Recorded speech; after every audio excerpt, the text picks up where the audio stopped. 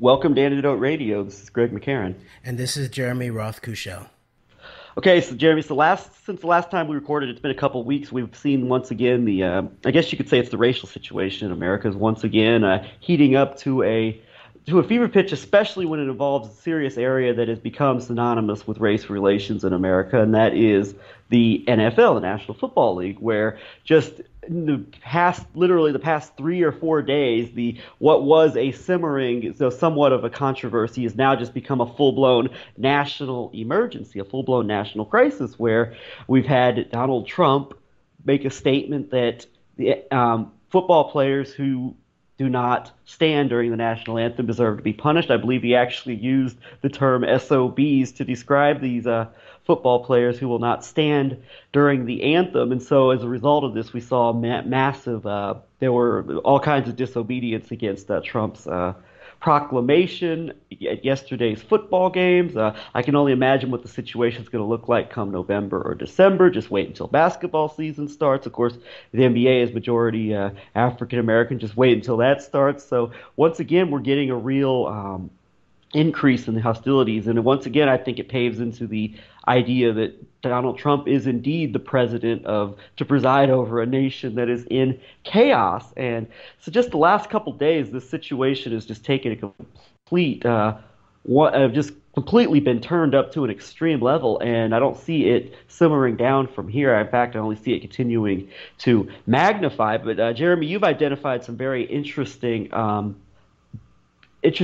aspects involving this whole thing with the NFL and the national anthem, that it's not all about just race and so-called patriotism. They're actually, or even about social justice and issues related to police and law enforcement as it related to Black Americans. But there are some much deeper and much more important factors affiliated with all of this. I know we're going to play a clip here in a few minutes, but first of all, like, what have you identified as being some of the factors that are really seem to be motivating this whole fight over the national anthem, in addition to the traditional, well, let's just divide and conquer the public and have them fight with each other dynamic? Well, that has definitely been added in after the fact here. And there is a lot of resonance with aspects of the 60s civil rights into the 70s. And that includes the idea of what I might call the managing of the radical African-American mind, in a way. And we saw this very intensely in the 60s in relationship to someone like Dr. King, who started out as mainly a civil rights leader for the African-American community. And as his awareness grew to the idea of imperialism and what was going on in Vietnam, and he began to speak on that, he became, his moral Christian self was unable to separate out his loyalty and his desire to help raise up his African American brothers and sisters to seeing the plight of the Vietnamese with foreign soldiers in their land, but also the American soldiers sent over by plutocratic interests from the United States into Southeast Asia for the non-constitutional, or not trying to protect the core rights of America or even our self-defense in many ways. That there was other reasons for what was going on in the massive violence in Southeast Asia. And at one point he said, "There's no bigger purveyor of violence in the world than my own government." And it's hard at that point in time, in the ramp up of the Vietnam War, to deny that he was very likely correct about that. And so Yeah, that was where the go for it. media, I think, really turned against him, was after he made that speech. I believe it was at the famous Riverside Church where he made that speech, correct? It's correct, and it was actually the day to the year that he first came out at the Riverside Church and and came out against the Vietnam War, linked it to civil rights in America, that he was then assassinated a year later. And this then, he was not only attacked by sort of the New York managing liberal elite, but he was also intensely attacked and being managed by his African American supposed peer group who were surrounding him. And I would actually have people go listen to a recent Guns and Butter interview by Bonnie Faulkner of Dr. William Pepper, who's written the third book in his trilogy about the Martin Luther King Jr. assassination, where he talks about some of the allegations that were made in depositions that are very damning of people such as Jesse Jackson, who there was an allegation by one of the people in one of the depositions that their FBI was bringing in money in paper bags to surveil King and others he was with, and one of the bags had Jesse Jackson's name on it, and also very, very intense revelations. And these are all allegations. They were never, proven per se, but they're allegations by people who would probably not have a reason to lie about it. And there was a group, I think, called the Invaders, and they were sort of like the local black radicals, and they were there to work with King, and they were armed, and they were willing to protect and stuff like that, and they were moved out of the hotel while the hotel room was being switched to a much more open and vulnerable place, where ultimately Dr. Pepper proved that elements of military intelligence were set up to snipe at and then kill Dr. King. And actually, King was not dead when he was originally shot. He was then brought into a local hospital where other sort of players, and Pepper also identifies that there were a lot of high-level Masonic players in this assassination against King, where some of these local players came into the operating room, got the doctor out of there, and then spit on the N-word, and basically pulled his last medical intervention to try to save him. Whether or not it would have saved him is besides the point. It sort of shows, what all of that was about. It's shades of almost the stories you hear about how General George Patton was killed after World War II when he started speaking out against the fight, saying that we shouldn't be some of the aspects of World War II, and definitely we'll link to we'll link to the Guns and Butter interview when we post this online, and very, very fascinating information. And do you have anything else you wanted to say about the whole Martin Luther King aspect of this? Well, yeah, just beyond the kind of intense sort of treasonous elements that that are displayed by some of these depositions about, were there people around King who were supposedly other black civil rights leaders who were actually potentially materially involved in the surveillance around him, and even potentially helped in setting up the context of the successful assassination attempt on King, but also the larger picture of how he was.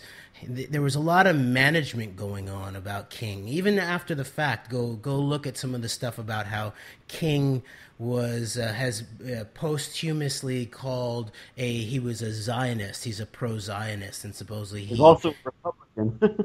Right, and that he sort of spoke out on, sort of tried to link African American civil rights with the Jewish nationalism, and but when you go back to that, and it looks like that quote that the whole thing hinges on in terms of King being a Zionist was manufactured after the fact. So look into that. So there's this sense that there's an intense commitment to managing potential free-minded, open-minded, principled people, and a lot of times it's most intensely it comes out of the black radical community in the American context, but not just. that you see that there's these sort of, I'd say there's like these two major things that are being managed at some level.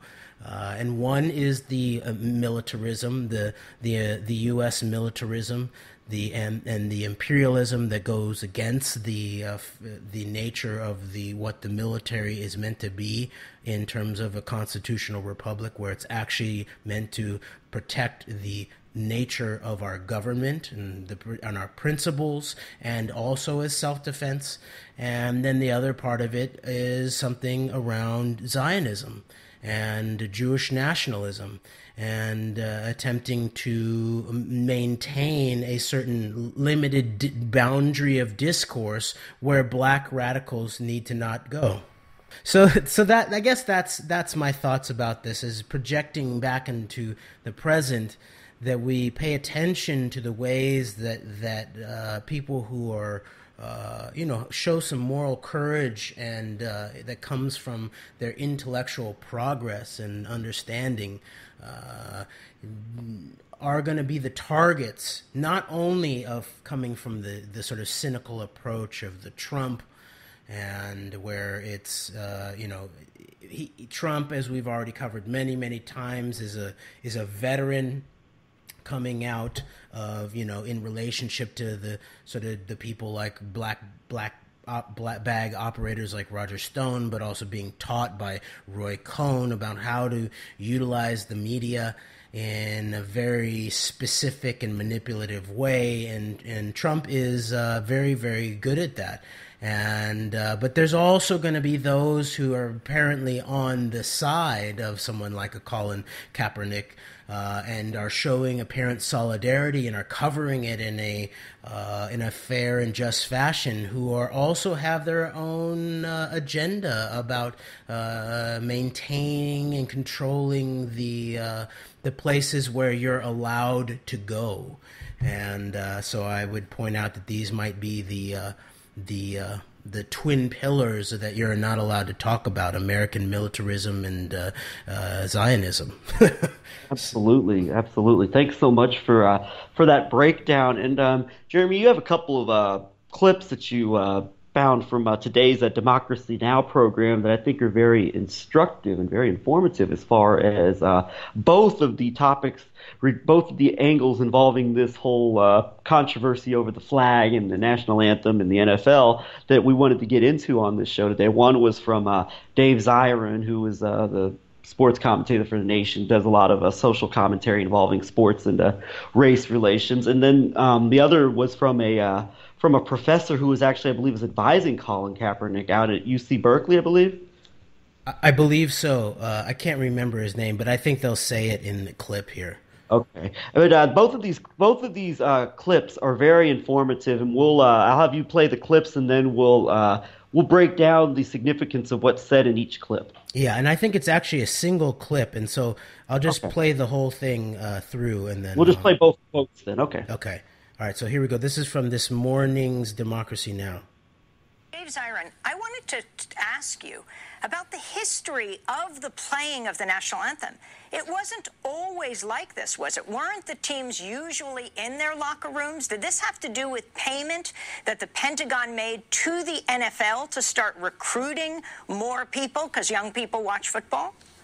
Oh, Amy, playing the national anthem and having the teams line up before games, it has a long and hallowed history that goes back to the days of Jersey Shore and Justin Bieber. I mean, we're talking 2009. Fast and Furious 4 came out in 2009. That's how long players have lined up for the anthem. And yes, it comes out of a partnership between the Department of Defense and the National Football League. Everything you see at games for years, until it was uncovered by Senator Jeff Flake from Arizona, everything you saw and for John years, McCain, right? And John McCain, yes.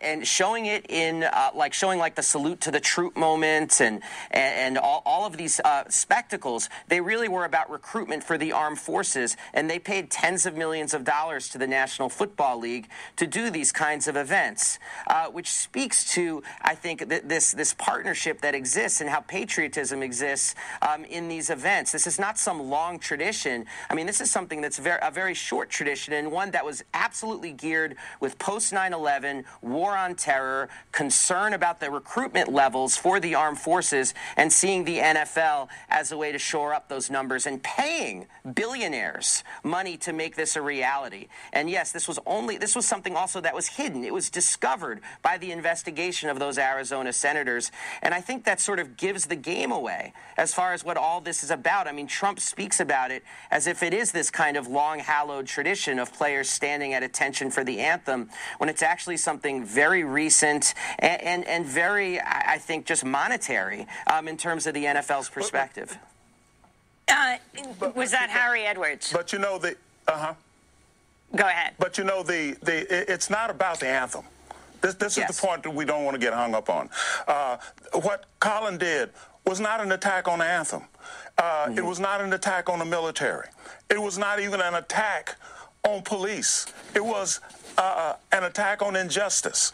And he was no more against the anthem than he was against the soldiers who are in Afghanistan and in Iraq. And so we don't want to get too tied up on the anthem and its place in sports and so forth. We want to look at the issues. Anything else is a red herring. That is what Colin was about. It's not even about Colin getting a quarterback job again. That's like saying that we should the Montgomery bus boycott movement should have been about Rosa Parks getting her seat back. It has to be about things much broader than that. And so we want to understand the history and dynamics of the politics of the national anthem and how they're being played by people such as Trump. But we don't want to lose sight about what this struggle is about. It's about injustice in American society. Dr. Harry Edwards, you are certainly speaking from personal experience. You're an advisor to Colin Kaepernick. And for people who haven't been following the whole controversy around him after he first took the knee as a 49ers star. Okay, I'll stop it there. Okay, and so this Dave Zirin clip, what Dave Zirin had to say in the first clip, I think is extremely important because it sheds a much different light on these national anthem protests and the whole idea of the national anthem and what he mockingly, sarcastically described as the long, hallowed tradition of standing while the national anthem is playing. Goes back to the days of Jersey Shore and for the players to be lined up. I think they used to be in the locker room. Yeah. And so what this shows, though, is that this investigation shows that this is pretty much a creation of the Department of Defense, and it's military propaganda at a time of endless perpetual war, which is the post-September 11th world. As, of course, it's been pointed out on so many different occasions. And this is just another factor of this. The NFL and the idea, young people watch. Not only is it young people, but of course, older Americans. I mean, just in general, it reinforces for older crowds the whole idea of what they have long been led to believe is patriotism, and the idea that patriotism is synonymous with the song and embracing a flag and standing with your heart, with the hand on your heart during the anthem or during displays of the flag and all this. And also with younger people, it just it instills the idea in them, especially in the post-September 11th world, where you got all this military recruiting. And of course, post 9/11 was such a fever pitch level, and to them it gives this image of this pseudo mass marketed joint government mass media effort to promote quote unquote patriotism, makes it as American as apple pie for the younger crowd. And so this shows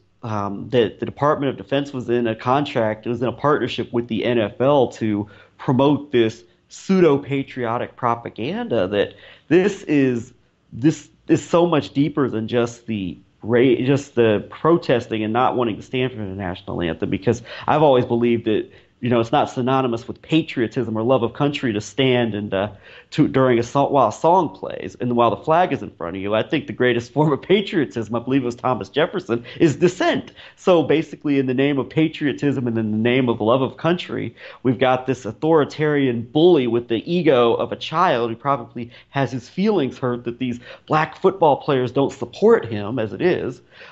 He's throwing a temper tantrum about this and is demanding that these players be punished. He's using his authority as the head of the country with the Constitution, which has the First Amendment in place, which protects freedom of speech, freedom of expression, freedom to dissent, freedom to protest, and he's using it to try and crack down on these people's freedom of expression. And by the way, I've actually seen that there is federal code that says that that official representatives of the government, whether in the Congress or in the White House, who weigh in, use their position on private employment issues that are political in nature. It's actually a major crime. Yeah, so Trump and Steven Mnuchin are both guilty of this because Mnuchin, Mr. Skull and Bones, Goldman Sachs Treasury Secretary, he was defending Trump on this yesterday. So, I mean, both of them are basically in violation of their duties of office. Imagine if the previous president had done this. Uproar from the conservative crowd, and Obama didn't do anything which even resembles this. This is a new level. But anyway, we should point out too, though, that in the middle, in the beginning of this clip, Dave Zirin points out that this program was initiated in 2009. And that, of course, is the very first year of the Obama administration. So, of course, if people like Alex Jones were actually honest about this, they wouldn't have just sort of taken the back of Trump and been like, these are just whiny brats, millionaires who need to understand that they have it great in America, the greatest country on earth, and be like, no, this was a Pentagon psychological operation that was being paid for out of public monies to the NFL billionaires in order to propagandize young minds to get them to be fed into a treasonous war of terror based on the treasonous false flag of September 11th, currently still ongoing, and point out this was an Obama operation, but no, that couldn't be pointed out because this is a hyper partisan moment. This is a hyper divisive moment. And Obama's was the anti-American who hated all things America and related to the flag, the stealth jihadist who's secretly trying to bring down America. Trump's the ultimate patriot, so we can't have that conversation either. But getting back to the significance of this lays such a different light on this controversy over the flag and over the national anthem. And it'll be interesting to see how much people like Amy Goodman, who have a vested interest in pushing this official narrative, is just restricting these conversations mainly to the idea to racial injustice and to police-related issues, how the spin that's put on this in the issue by the foundation-funded, controlled left crowd, because this is a very deep issue, and this gets right at the core of what you said were the twin pillars that you're not really allowed to criticize, and that's militarism and Zionism. And one leads to the other naturally, I think, because as you get more radicalized in the direction of going against militarism, you're going to start to see a lot of things about what's going on with the Palestinians. And naturally, you will, especially if you're African American or a member of a group that has historically been victimized minority, you will side with the people that are suffering at the hands of this military industrial complex, as they call it. So, this is extremely important to point out that this is not about the flag and about patriotism. This is about a specific, basically, is a Psyop operation to manufacture patriotism, and now it's almost like this is an effort to be used to just vilify anybody who opposes it, and at the same time divide people. Yes, and notice that Harry Edwards, I think his name is, who was a key player in the architecture of the famous, black fist in the air at the Olympics of John Carlos, I think his name was. Tommy. Yeah, and so that he immediately he has jumping in. He's jumping in intensely. He needs to modulate it and walk back what Zirin had said about that this was Pentagon propaganda from. That could be a classic example of Amy Goodman getting both sides out too as a way to control the narrative, but who knows? So, and he's basically saying, no, this is not the issue. Is not about being against the the soldiers in Afghanistan and in Iraq, and to actually sort of put this straw man out there like that, like in order to be against the wars and to be against using what's meant to guard the Constitution. A force that's meant to guard the people and the Constitution, to use it to facilitate illegal wars based on treasonous lies in foreign lands, to basically guard military bases, a foreign military power like Israel, opium production for the CIA black ops, and or minerals and reserves of energy supplies that have been probably made passé over 100 years ago by the advanced technology that the bowels of the Pentagon continues to sit on to this day. That to sort of call that out for what it is, an anti-American treasonous operation that meanwhile has helped kill thousands, if not millions, of Semitic people based on these scapegoat lies of September 11th, along with all of the American soldiers who have been killed in combat. But also we don't talk about it's probably about 100,000 who have died in suicide after returning home, after realizing they were involved in unjust things and were not protecting the Constitution and were not protecting the American people and were invading forces. So that immediately that's not on the table for Colin Kaepernick to talk about at this moment where there's this rise of solidarity, and no, that is not the issue. The only issues that we're allowed to talk about is the plight of African Americans in the United States of America in a very sort of small and specific way, which of course is very important. Yeah, the matter that can be used to effectively divide and conquer people and get people at each other's throats, yeah.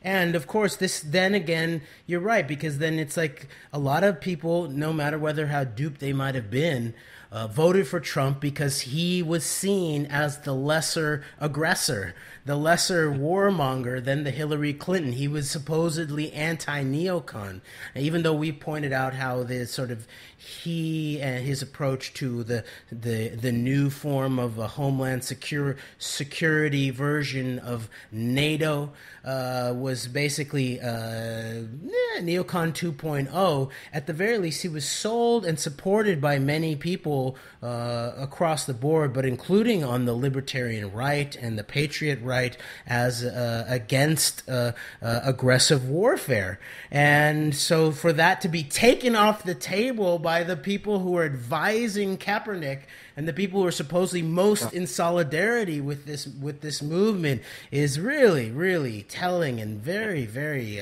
subversive in a negative way. Yeah, this is very much so. And I want to say, let's reinforce, of course, the idea of, obviously, I don't believe Colin Kaepernick for 1 second is anti-military with these protests or anti-troop or what a lot of people say, he's being anti-white and anti-American. I don't think it's any of that stuff. And of course that should be pointed out, obviously, for some of the people out here, more brainwashed types who believe that's probably the case. But I mean, for this man who is advising him, as you said, it's almost like he's saying that all this military worship, all this worship, these illegal wars that are causing so much untold amounts of death and destruction and that are draining our economy dry, blood-sucking our economy, and that are just causing so much human catastrophe and destruction, that's all okay as long as there's no injustice in America. And honestly, the two things are going to continue on. As long as there's militantism abroad, there's going to be injustice domestically. So saying that we shouldn't focus on these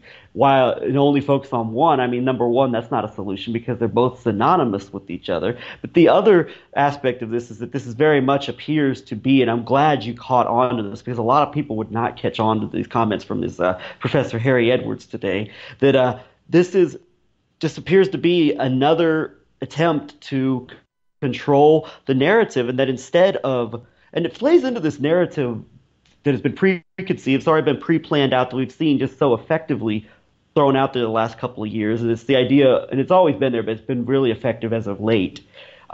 The pitting powerless groups against each other. You pit the powerless masses against each other by making it all about race and oppression and issues that the media and the government can easily exploit, such as these.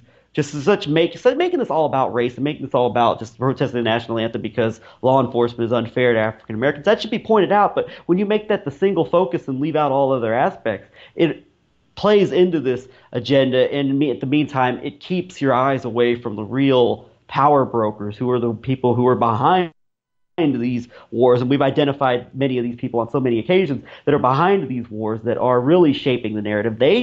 They get off scot-free. They laugh all the way to the bank with their continued criminal profits, while the masses are against each other. And every time you see the Black Lives Matter people on Fox News, or increasingly InfoWars or Breitbart, the conservative base gets riled up and believes that somehow Colin Kaepernick and Michael Bennett and these other NFL players are involved in this black agenda, which is inherently hostile to white people and inherently hostile to America. And it goes the other way when you have Ta-Nehisi Coates with Chris Hayes on MSNBC lamenting about how great the Obama presidency was, and now we have a white supremacist in office. So these efforts to control the narrative are extremely bipartisan, and they take our eyes off the ball, away from where the real power lies. And it makes you wonder if these people that are advising Kaepernick, trying to take his eyes off the ball completely.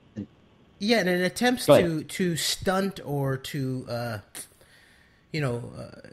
cut off at the root at some level the organic aspects of the activist mentality that doesn't settle for dealing with injustice where they find it first. Similar to what we talked about King. And yes, okay, so the on the knee protest is maybe a little bit too narrowly focused on on African Americans in the United States of America and the relationship with police. But that you start with where your own interests lie, and then what's so interesting about this, whether it's Black Lives Matter that began to it's interesting, Black Lives Matter being born somehow in relationship to St. Louis, Missouri, Ferguson, and then it was even covered in Ebony magazine. I believe that it was there was this Israel connection to St. Louis, to the St. Louis chief had recently been to Israel, and was the fact that the St. Louis police were taking the streets almost like an occupying army, was that related to the training and the psychology that has been elevated and escalated post September 11th in a major way in relationship to the training by a foreign garrison military state of our police. Israel does not have, they've traded their supposed security for their rights, even domestically in Israel.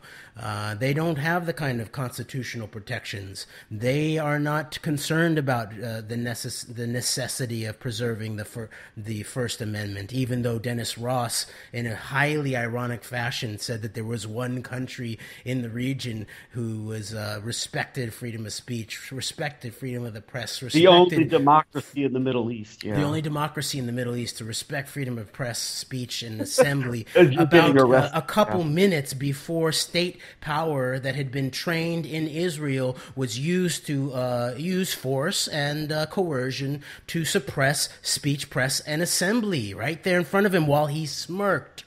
This is a major issue that the Black Lives Matter began to untangle this web, and they wrote a manifesto that included solidarity with the Palestinians and the potential of the boycott, divestment, sanction movement, and immediately they were jumped on by supposedly progressive Jewish leaders for being flirting with anti-Semitism and not having enough compassion for the feelings of their Jewish brethren and sistren, and so this is part and parcel of what's going on here in relationship to Kaepernick, and it should be noted that yes, right in these maybe last week I saw the tweet where he was I looked like he was probably invited to Twitter headquarters with Jack Dorsey, and who was there at the table with them drinking their highfalutin natural soda or whatever was D. Ray McKesson, the fake Black Lives Matter activist, the guy who's sponsored by the Aspen Institute, right? Doesn't the Aspen Institute sort of come out of the Crown family, General Dynamics, probably one of the more heavily Zionist aspects of the military-industrial complex in the United States of America? So this is what we are seeing at this point, the management of consciousness and the desire to sort of keep it at the level of where King was in the 50s, let's say, because let's remind ourselves that the timing of the state-sponsored murder of Dr. King, a great American Christian patriot, no matter the questions about some of his understandings or his background or people who were managing him or in certain ways, but he was a great American Christian patriot. Or even his activities that he was involved in his life. Even if he, much like a John F. Kennedy, a weakened person who did have at some level a ground of moral solitude, which caused him to not fall in line with a lot of these agendas that he saw unfold as his life went on. So, we have to look past this. I'm sure we can revisit this topic with the upcoming 50th anniversary of his untimely assassination. But, we got to look beyond these things and look at what they actually represented beyond moral flaws, whether it's a Kennedy or whether it's a Martin Luther King or anybody else who has these, who appears to definitely start to awaken to a lot of these things that go on. And that what he on was in life and then are the ultimate punishment for it. Yes, exactly. And then what he was about to do was he was going to do a Poor People's March after he was in where was he, in Mississippi, or was he? He was in Memphis. Oh, he's in Memphis, Tennessee. That's right. And he was on his way, I believe, very soon thereafter to the District of Columbia to organize a Poor People's March that was going. It was basically real Occupy 50 years later, basically, that connected the lack of funds for the most impoverished in the United States of America, including aspects of infrastructure and all that type of thing, to the Vietnam War and the billions and billions and billions that were being spent in foreign lands.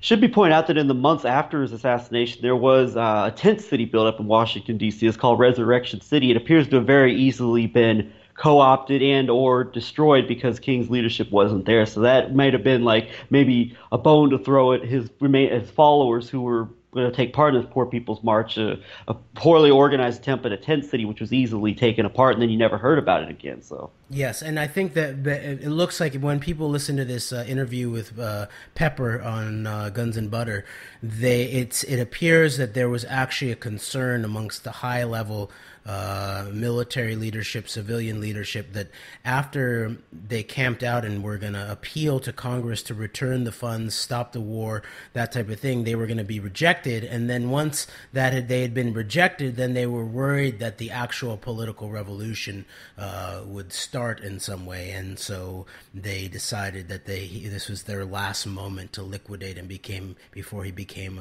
a real American political threat, I think. Indeed. And one more, let's point this out before we move on here, but just remember this. Remember how the power of the government is going to be used against you. If one day, Donald, you don't agree with these Black Lives Matter protesters or whatever you think it's about, which it really doesn't appear to be about, actually, what the media and government are framing it to be about. And even the media that supports the rights of the people that are protesting the anthem, they're not giving you the truth about what it's all about, actually. But remember this: even if you support it now, the power of the government can be used against the people you don't like. It's going to be used against you, whether it's used against you by Donald Trump or by somebody else. And Donald Trump can very easily use it against the people who are supporting him just as much as he's using it against those who he perceives as being against him. So just remember that. It's the old adage of first they came for.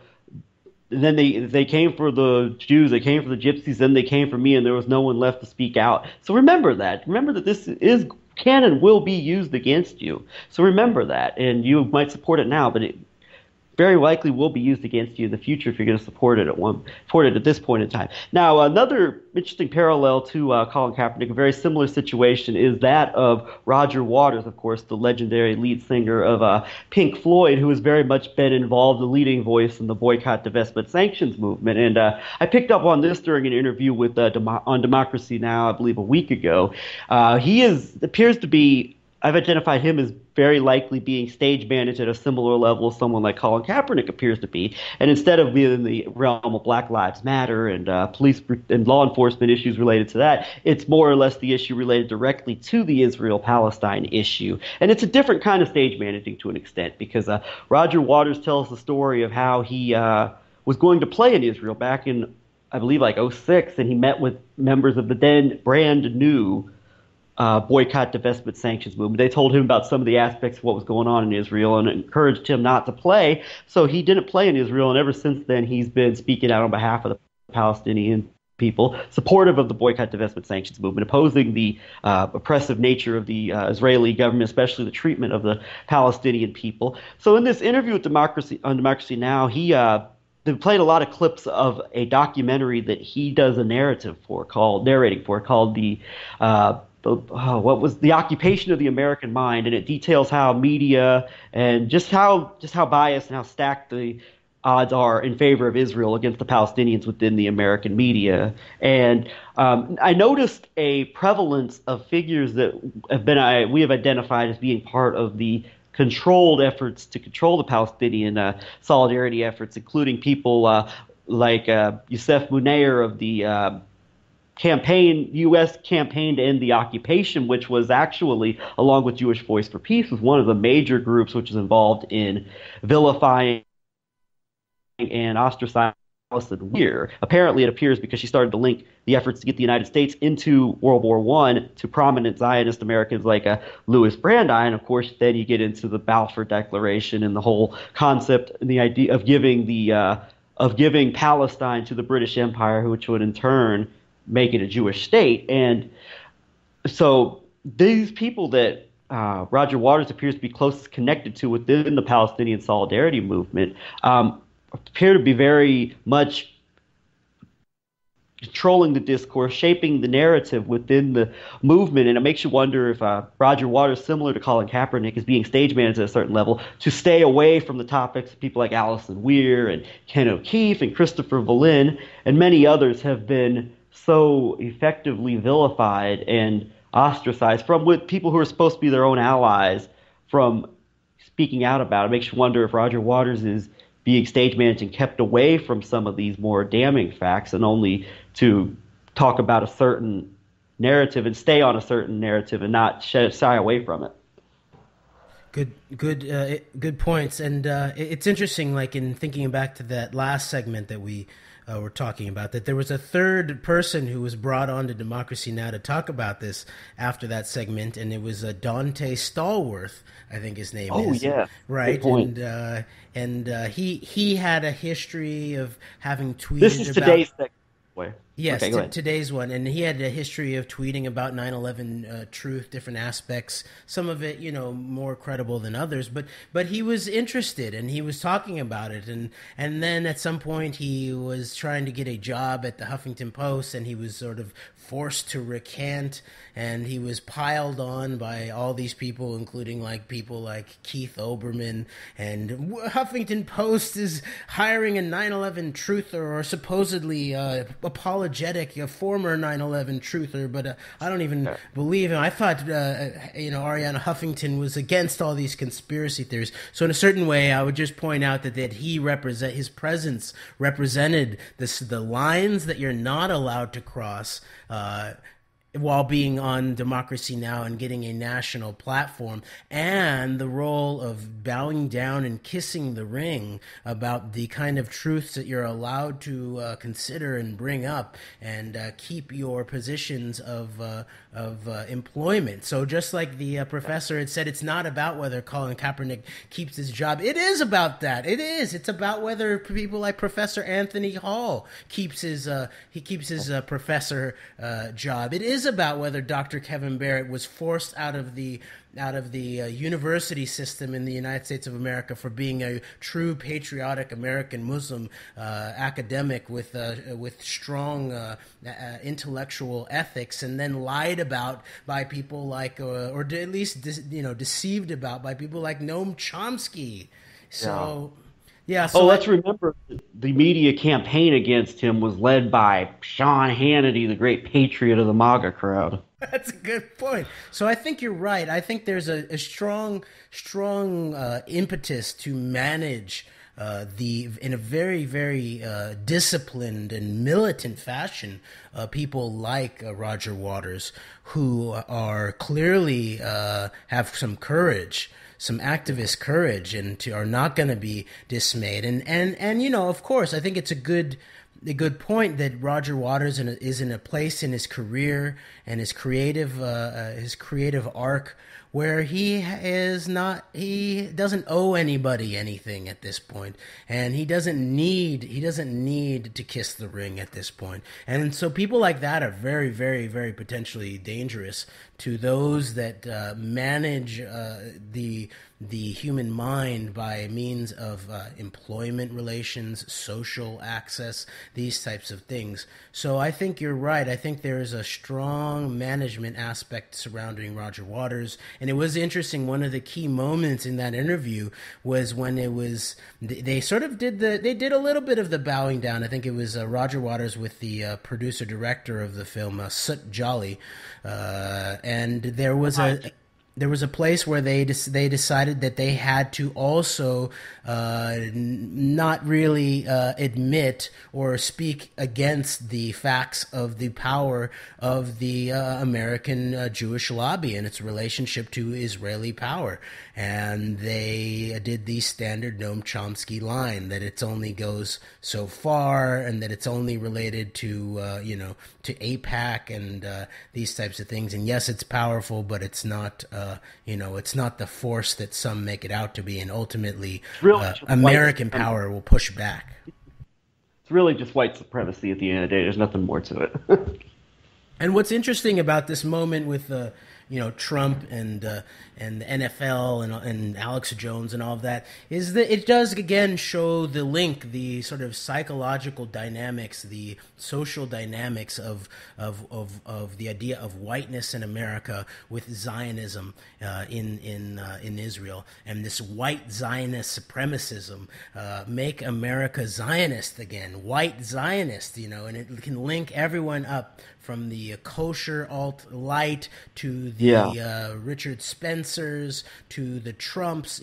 This is something that they all can get down on. And I would just point out that in relationship to the idea of as people begin to speak out more and actually utilize their First Amendment rights in powerful ways, that there's a more and more emphasis on these emptier symbols such as flags, anthems, these types of things. And that is a proto-fascist moment, that the more important the symbols of the actual principles become, and the more under attack the principles become, such as also in this issue of the Israeli lobby, the ongoing push to try to criminalize institutional support for boycott, divestment, sanctions, and a brazen frontal approach by the Israel lobby to try to basically criminalize the key aspects of the First Amendment, and how that harkens back to the white supremacist South Africa apartheid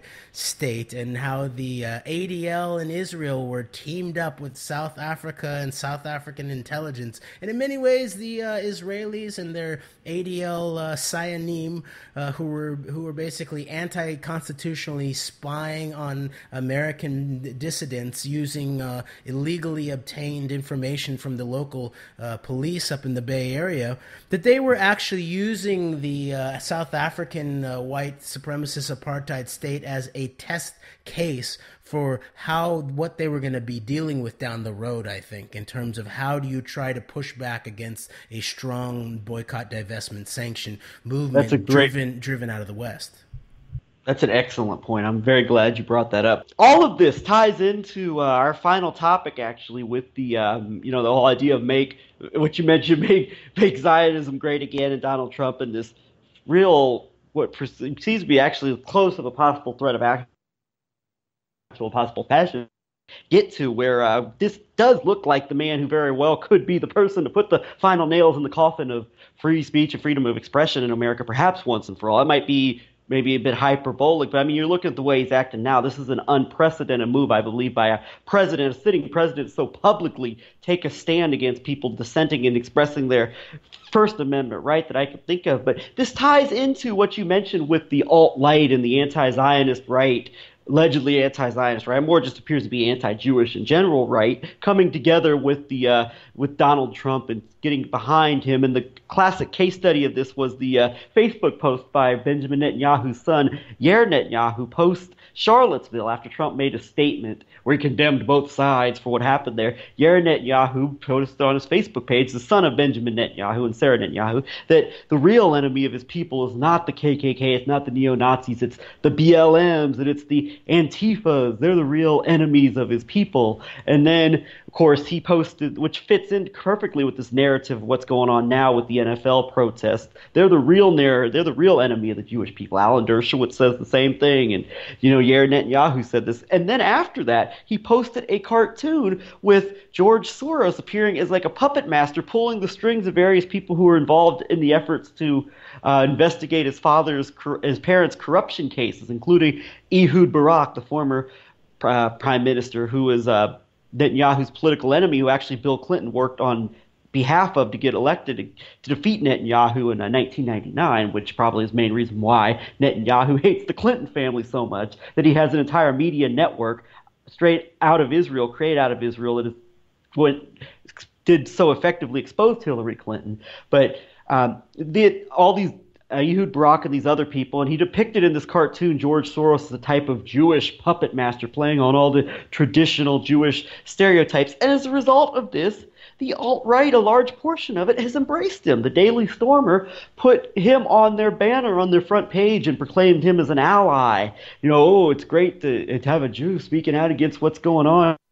And Netanyahu's son is speaking out against the Jews. This is so big. And David Duke didn't actually praise him for it, but he played the whole narrative of, this is unbelievable. I can't believe he'd do this. This is unreal, guys.